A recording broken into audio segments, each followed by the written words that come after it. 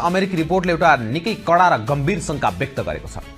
स्वतन्त्र मेयरको पृष्ठभूमि भएका बालेन शाह र रासपा बीचको गठजोडलाई रिपोर्टले गहिरो वैचारिक एकता मानेको छैन। यसलाई म्यारेज अफ कन्भिनियन्स अर्थात स्वार्थ प्रेरित रणनीतिक गठजोडको संज्ञा दिएको छ। रिपोर्टले बालेनलाई संस्थापन विरोधी र सुधारक भनेको छ, जसले परम्परागत मिडियालाई बेवास्ता गर्दै सामाजिक सञ्जालबाट जनतासँग सीधा कुरा गर्छन्। अर्कोतर्फ रासपालाई सुशासन र प्राविधिक एजेन्डा बोकेका असन्तुष्टहरूको छाता संगठन मात्रै भनेको छ। त्यसैले अमेरिकी विश्लेषकहरूको निष्कर्ष छ, नयाँ सरकारका लागि प्रतिपक्ष भन्दा पनि बालेन शाह र रासपा नेतृत्व रवि लामिछाने वा अन्य बीच भविष्यमा हुन सक्ने शक्तिको टकराव नै सबैभन्दा ठूलो चुनौती हुनेछ। सरकार बने लगत्तै बालेनले सयबुझी सुधारको खाका त ल्याए, तर अमेरिकी कांग्रेसको रिपोर्टले यो सरकार सजिलो बाटोमा नरहेको प्रश्न पारेको छ। सरकार सामु मुख्य 4वटा चुनौतीहरू छन्। 1. आन्दोलनको न्याय र भ्रष्टाचार।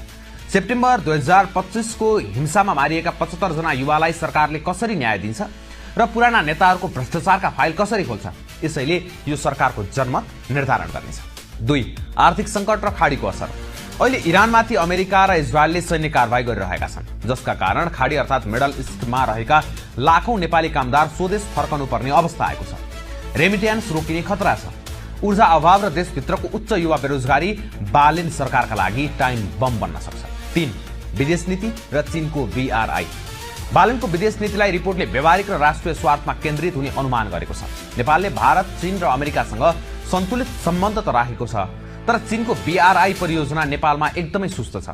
बालेनले चीनलाई कसरी सन्तुलनमा राख्छन् भन्ने विषय अझै अस्पष्ट रहेको रिपोर्टमा उल्लेख छ। 4. अमेरिकी चासो र तिब्बती शरणार्थी। यहीँनिर आउँछ अमेरिकाको आफ्नो स्वार्थ।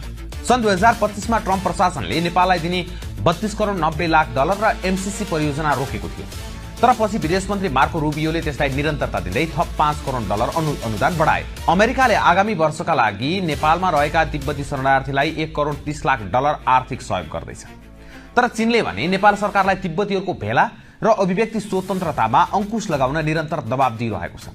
अब बालेन सरकारले अमेरिका र चीनको यो चेपुवाबाट आफूलाई कसरी निकाल्छ, यो हेर्न भने लायक हुनेछ।